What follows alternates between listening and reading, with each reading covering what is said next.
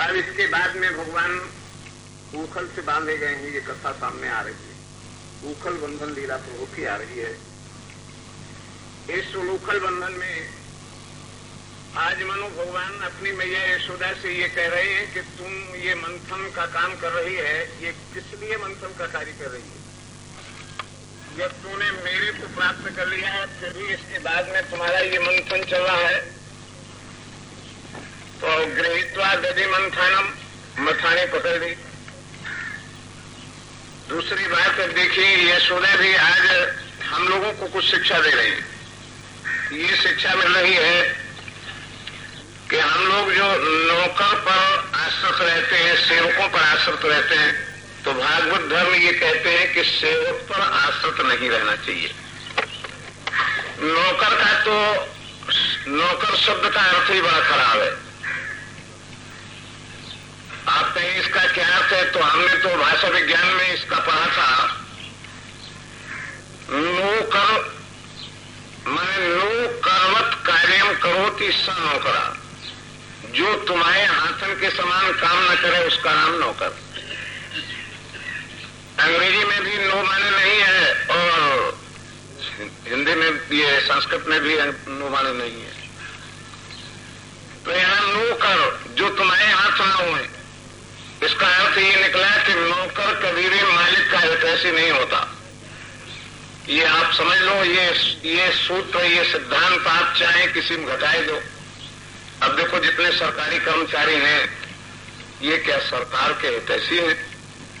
ना, ये तो जब ये चाहता है तब अपना झंडा उठा लेते हैं, बोले हमारा वेतन बढ़ना चाहिए। रिश्वत लें, वेतन बढ़ाएं, काम करें नहीं, ये बताओ ये हितैषी है? तुम्हारे घर का नौकर, तुम्हारा हरवाह, छोटी बात ले लो, अगर आप उसके संग न रहो तो कहो तुम्हारी खेती बिल्कुल बिगाड़ दे। इतनी जिम्मेदारी नहीं है कि हम जिम्मेदारी से काम करें। इसीलिए तो नौकर इस समय दुखी है। नौकर ने जब से मालिक के प्रति अपने हितैषिता का भाव छोड़ा है, तब से ये दुख बढ़ गया है। यशोदा ने भी सोचा है कि ऐसा तो नहीं है कि ये दासियां कहीं हमारे ये दही मक्खन को जूठा न कर देती हो। तो इसलिए इन्होंने स्पष्ट यहाँ लिखा है कि कर्मांतर नियुक्तासु, दूसरे काम में नहीं लगाया, और निर्मंत्र स्वयं दधी। हम लोगों को ये मानव शिक्षा दी है कि अपने आप काम करना सीखो, किसी के ऊपर आश्रित मत रहो। यदि तुम दूसरे पर आश्रित रहोगे तो जीवन कभी तुम्हारा आगे बढ़ नहीं सकता। स्वयं मंथन का काम अपने हाथ में लिया है। ये भागवत धर्म हमें सिखाते हैं कि कर्म निर्वाधिकारस्ते, तुम्हारा काम है। काम तुम्हारा क्या है? बोले काम करो, दूसरे पर सहारा मत। यदि दूसरे पर आप सहारा रखेंगे तो काम आपका बनेगा नहीं। उसी समय प्रभु जब आप स्वयं काम करेंगे तो भगवान तुम्हारे मथाने को, तुम्हारे उस मंथन को जान करके स्वयं तुम्हारी गोदी में आ जाएंगे। भगवान आए, यशोदा मैया से ये पूछने लगे कि क्यों रे मैया, हमें ये बताओ कि तुम्हें हम प्रिय हैं या तुम्हें ये दही मक्खन दूध प्रिय है? तो ये बोले हमें तो लाला प्यारे हैं। उस समय पर लाला भैया बड़े प्रसन्न हुए। थोड़ी देर में उधर जब ये गोदी में बैठे दूध पी रहे थे मैया का, उसी बीच में ये शिकायत आई है कि उधर उच्च चलाने पैसे प्रतिशत दूध में उबाला गया है। सो लाला को उठा के नीचे बिठा दिया और जल्दी से आप वहां पहुंची।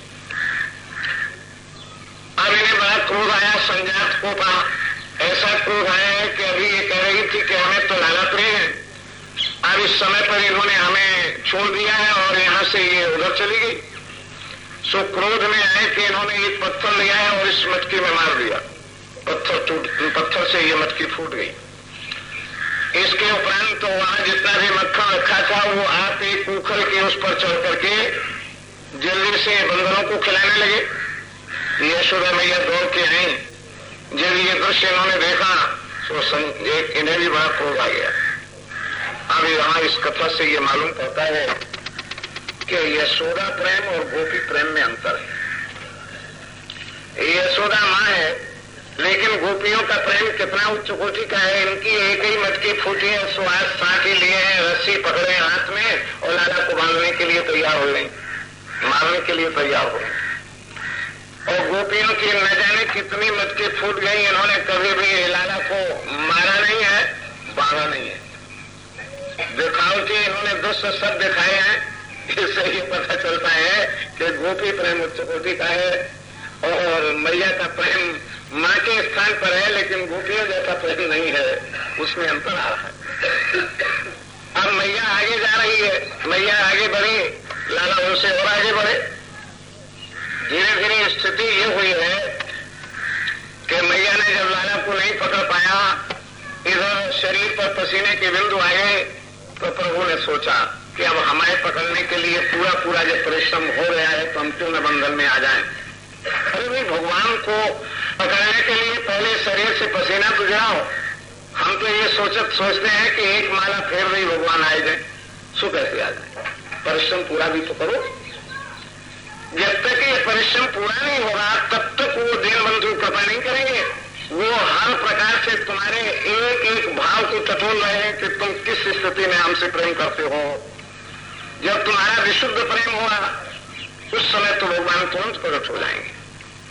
आज यशोदा मैया है तो क्रोध में, लेकिन प्रेम विशुद्ध है, पसीना परिश्रम पूरा हो गया है, इसलिए आप बंधन में आ गए। और बंधन में आने के बाद में जब ये उखल में बांधने लगी तो रस्सी 2 अंगुल कम हो रही है। ये क्यों 2 अंगुल कम हो रही है, इसके कई अर्थ हैं। एक अर्थ तो इसका यह है कि भाई इस लीला में 2 भक्तों का उद्धार करना है, इसलिए 2 अंगुल कम हो रही है। भक्ति पक्ष में तो ये अर्थ है, लेकिन भक्ति का अर्थ वेदांती मानते नहीं। तो वेदांतियों के लिए इन्होंने ये बताया कि भाई जब तक द्वैत बना रहता है तब तक वो परमात्मा बंधन में नहीं आता। जब अद्वैत स्थिति में तुम वेदांती हो तो अद्वैत स्थिति में आओ। अरे भाई, अगर तुम सन्यासी बन गए हो, तुम ये मानते हो कि सर्वम कल्युदम ब्रह्मो नास्ति किंचन अहम ब्रह्मास्मि, इस प्रकार की ये तुम्हारी स्थिति है, सो हम शिवो हम, ये जो कुछ मानते हो, अगर इस स्थिति में हो तो बोले जब तक ये द्वैत का भाव तुम्हारा बना रहेगा, ये मैं हूं ये दूसरे हैं, इस प्रकार का जब तक ये भाव बना रहेगा तब तक बोले ब्रह्म बंधन में नहीं आता है। ब्रह्म तो बंधन में तब आता है जब सब जगह श्री राम में सब जग जानी, सीताराम में सारे संसार को मानो, तब ब्रह्म बंधन में आता है। ये इसका अर्थ है। तीसरा इसका एक ये भी अर्थ है, संस्कृत भाषा में कहते हैं गुण माने रस्सी। तो भगवान कहते हैं कि यदि तुम हमें गुणी में बांधना चाहती हो तो मैं तो निर्गुण हूं, मैं तो गुणातीत हूं, और तुम मेरे को गुण में बांध रही है, रस्सी में बांध रही है, तो मैं 2 गुणों में नहीं बनता हूं। क्रोध और आलस्य के द्वारा मैं कभी नहीं, रजोगुण तमोगुण के द्वारा बंधन में नहीं आता हूं तो प्रेम के कारण बंधन में आ जाता हूं, सात्विक गुण से मैं बंधन में आता हूं। ये मानो शिक्षा दे रहे हैं अपनी मैया को। कितनी गजब की स्थिति है भगवान की। तो भैया ऐसे ही इस लीला में भी 3 अपने को ये शिक्षाएं प्राप्त हो रही है। आगे चल करके जब मैया को बहुत परेशान देखा तो बंधन में आ गए। इन्होंने न जाने कितनी जेवरी रस्सी जोड़ी है। जब प्रभु बंधन में आए हैं उस समय पर अब मैया ऐसे क्रोध में आएगी, कमर में रस्सी बांध रही, उखल में बांध रही, और अब साटी लिए छाड़ी है। जो इन्होंने साटी उठाई, अब आपके हाथों बने हैं, कमर भी बने हैं। बलराम भैया ऐसे बीच में आए गए, कितनी दीनता प्रभु के शरीर में आए गई।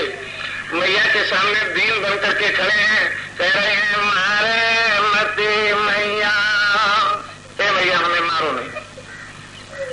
मैया बोली कि तुम बहुत उपद्रव करते हो, इसलिए तुम्हारा तो मारना ही ठीक है। तो ये बोले मारे मती मैया मोटे कसम करो आयले, और गाऊ भैया की मुंह पे बाप पकड़ायले। हम गाऊ भैया की बांध पकड़ के कह सकते हैं कि अब आज से कभी भी कोई उधम नहीं कर। बलराम जी उस समय पर वहीं थे। बलराम जी को ऐसा क्रोध आया। बलराम जी बोले कि अरे भैया तू हमारे सामने हमारे लाला को बांध रही है, मारना चाहती है, तुझे ये पता नहीं है कि हम लोग कौन है। आज तू मैया के स्थान पर है, नहीं तो ये नीचे की जमीन ऊपर कर देते, ऊपर की नीचे कर देते। तुम्हें ये पता नहीं कि मैं कौन हूं। बोले मैं हूं शेष और ये शेष नारायण। तुम इस बात का बोध नहीं मैं तुम्हें। तो प्रेमियों ध्यान दो, क्रोध में बोध कहां? क्रोध जब होता है उसमें ज्ञान कहां? तो मैया आवेश में बोली कि सर ये दुनिया भर के देवता हमारी घर इकट्ठे भाई और कौन जगह नहीं आती ये लोग। तो ये क्यों? क्रोध में बोध नहीं रहता। जब शरीर में क्रोध है, परमात्मा सामने खड़े हैं, पहचान नहीं है, सीधी बात। यदि शरीर में क्रोध बना रहा तो आपके शरीर में भी क्रोध के रहते हुए तब तक परमात्मा चाहे सामने खड़े रहे, तुम पहचान नहीं सकते। परमात्मा कहे कि हमें भोजन दो, अरे बाबा जी अरे यहाँ से हरा चलो, कहे बोले हमने सब देख ले। अब क्रोध है तो परमात्मा का दर्शन नहीं हो रहा है। और क्रोध अगर मिट गया होता तो कोई अगर तुमसे मांगता तो तुम ये कह देते अभी देते हैं महाराज। अरे महाराज कभी कभी तो ऐसी भूल हो जाती है कि ये कहते कहते कि हम दे रहे हैं और मामला बिगड़ जाता है। ये हो देखो, ये ऐसे दृश्य जीवन में अनेकों बार आते हैं। एक बार हम लोगों के सामने एक ऐसा दृश्य आया अयोध्या में। उधर से कनक भवन से दर्शन करते हुए आ रहे थे, हनुमानगढ़ी के नीचे थे। थोड़ी थोड़ी रात हो रही थी, विशेष रात नहीं थी, चैत्र का समय था। हम लोग 5-7 लोग थे। उस बीच में एक साधु जी आए, एकादशी की तिथि थे, तो एकदम उन्होंने हाथ पकड़ लिया, बोले एक पाव रामदाना दीजिए। हमने हाँ नहीं कर पाया, जेब में पैसे हम निकालने लगे। इस बीच में साधु गायब हो गया। साधु गायब हो गया और हम 5-7 लोग खड़े थे, कहीं भी फिर उस साधु का दर्शन ही नहीं हुआ, समझ लो। तो उस समय पर बड़ा खेद हुआ कि देखो ना, पैसा दे रहे थे, इसके बाद भी ये पता नहीं कहां चला गया। तो वो दुख ऐसा था। दूसरे दिन हम लोग मणि पर्वत पे पहुंचे। मणि पर्वत पे वहां भोजन बना रहे थे। हमने कहा ये बढ़िया स्थान है, चलो यही भोजन बन जाए। वहां पर गया, साग रोटी वगैरह ये भोजन बना रहे थे अलग। इसी बीच में एक बूढ़े हुआ तो वहीं बैठे थे देवता। जल हमने निकाला। जल निकालने के बाद हमने कहा महाराज तुम अलग हो जाओ। जो ये कहा अलग हो जाओ, सो एकदम संस्कृत बोलने लगे। तो हमने कहा कुछ समय आता हो भगवान। सो उन्होंने उत्तर दिया कि मैं यहीं से आया हूं। ये नहीं बताया कहां से आया, बोले यहीं से आया हूं। तो हमने पूछा क्या आप भूखे हैं संस्कृत में? बोले हाँ। तो चूंकि एक दिन की गलती हो ही चुकी थी, तो हमने कहा आप पहले जल्दी आप ही भोजन कर लीजिए। तुरंत बैठ गए भोजन के लिए। और भोजन करने के बाद फिर पता नहीं कहां चले गए। तो देखो ऐसी भूलें बहुत बार हो जाती हैं। तो ये जीवन में न जाने किस किस रूप में अपने परमात्मा अपने सामने आते हैं, ये पता नहीं चलता। हम लोग अगर तनिक भी असावधान हैं, यहाँ तो क्रोध की बात है और यहाँ तो हम आपको असावधानी की बात बताई कि तनिक भी अगर असावधान है, क्रोध भी न हो, तनिक असावधानी है, उसमें भी भगवान सामने से जाने किस रूप में निकल जाते हैं। इसलिए हर समय सावधानी आ जाए और तुम्हारी परीक्षा करके चले जाए। तो प्रेमियों, ये यशोदा जी महारानी अब तो भैया जब ये यहाँ पर बंधन में खड़े हैं, यशोदा जी महारानी बांध करके चली गई हैं, तो आज ये पता चला कि प्रेम से प्रभु बंधन में आते हैं। ये काम में लगे, आपने उस सूखल को खींचा है। 2 वृक्ष इनके द्वारे पर थे। इन वृक्षों में इन्होंने इस सूखल को उलझा दिया और एक झटका ऐसा मारा कि बिना हवा की ये 2 वृक्ष उखड़ के गिर पड़े। उनसे 2 व्यक्ति निकले। उन 2 व्यक्तियों ने हाथ जोड़े, बढ़े हुए श्याम सुंदर की वंदना कर रहे हैं। कह रहे हैं कि वाणी गुणानु कथने श्रवणु कथायाम ओ हस्तौ चतुर्म सुमनस्तव पादयोर्मा स्मृत्याम शिरस्तव निवास जगत प्राणे दृष्टि सताम दर्शने स्तुभवत्तमूनाम। ये वाणी आपके गुणानुवाद में लगी रहे। वाणी गुणानु कथने श्रवणु कथायाम, ये कान हमारे आपकी कथा में लगे स्तुति करता हूं। माने हमारी सारी इंद्रियां आपकी सेवा में लगी रहे, ये हम चाहते हैं। भगवान ने आशीर्वाद दिया, बधाई हुई। सुखदेव जी महाराज ने जब ये कथा सुनाई तो परीक्षित जी बोले कि महाराज ये कौन से थे देवता जो वृक्ष रूप में ये सामने खड़े थे? सुखदेव जी ने कहा कि ये भगवान शंकर के सेवक थे और कुबेर के ये पुत्र थे, नल कुंवर मणिग्रीव इनका नाम था। ये महाराज वृक्ष कैसे हो गए थे? जब ये प्रश्न हुआ तो उत्तर ये मिला कि भाई जीवन में पतन कैसे होता है इसको आप लोग समझ लो। कथाएं इसीलिए सुनाई जाती है कि हम लोग ये जान लें कि जीवन में हम गिरते कैसे हैं, और जब ये जानने में कैसे गिरते हैं तो वो रास्ते ही न चले, अपने आप हमारा गिराव नहीं होगा, सीधी बात है। तो ये बोले कि जीवन में व्यक्ति गिरता कब है? जब वो अच्छे परिवार में उसका जन्म होता है, इसके बाद में धनी परिवार में जन्म है और नौकरी भी अच्छी मिल गई, अच्छी सैलरी तनख्वाह अच्छी मिल रही है, वेतन जब बढ़िया सा मिल रहा है और अपने घर में भी किसी प्रकार की कमी नहीं है, बस उसी समय हम लोग गिर जाते हैं रास्ते से। सुन लीजिए कैसे। ये भगवान शंकर के यहाँ नौकरी करते हैं, बहुत बड़ी उच्च कोटि की हस्ती है, संहार के एकमात्र अधिकारी है। इधर कुबेर के बेटा है, कुबेर जैसा धनी भी कोई नहीं। तो जब नौकरी भी अच्छी, जन्म भी अच्छे स्थान पर है, तो आज इन्होंने फिर सोचा कि बड़े आदमियों का काम तो फिर ही होता है। वहां जालौन में पहुंचे तो बोले ठेका पे देना 3 बोतलें हमें, झोड़ा में डाल दी। बोले 3 तो झोड़ा के लिए हैं और 2 हमारे लिए, 5 दे दो। किसी ने कहा एक टिकट दुकान करे होगा ना, ये तो भले आदमियों का काम होता है, तो यही काम है, 2 हम पी लेंगे और फिर द्वारे वहां और हमारे संगी साथी आएंगे, उनको पिलाएंगे और फिर कल सल्फे आ जाएंगे। बड़े आदमियों का यही काम होता है। तो ये बड़े आदमियों का ये काम जब इन्होंने अपनाया और मदिरा पीने के बाद स्त्रियों के बीच में विवस्त्र घूमने लगे, सो नारद जी मिल गए। नारद जी ने कहा ये क्या कर रहे हो? सो ये बोले बाबा जी अलग तुम्हारे जैसे फटीचर सैकड़ों बाबा हमारे पास आते हैं, इस समय हम हिसाब किताब में बात मत करो। जो ये बात करी नाथ जी जैसे संत ये काहे के लिए चूक सकते हैं?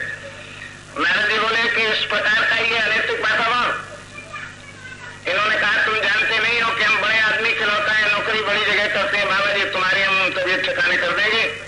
फिर ये कर गए बाबा से। बाबा बोले अच्छा आप तुम्हारी तबीयत हमें ठिकाने करने पड़े। शराबी बहुत अकड़ता है, शराबी से अगर आप बात करें और नेको अगर आप ढीले हो गए तो शराबी को तुम्हारे ऊपर सवारी गांठ ले, और अगर शराबी अकड़त हो या तुम एक थप्पड़ खींच के मार दो पूरी ताकत हो,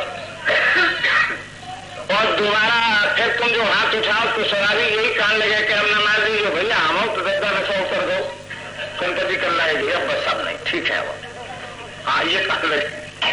लेकिन अगर तुम दब गए तो फिर कहो ये तुम्हारे ऊपर सवारी गांठ दे। तो प्रेमियों आप देखिए ये एकदम अकल रहे थे। नारद जी ने एक साथ की ऐसी थप्पड़ मारी, बोले नंगे अगर रहना चाहते हो तो जाओ तुम वृक्ष योनि में चले जाओ, जीवन भर नंगे बने रहो।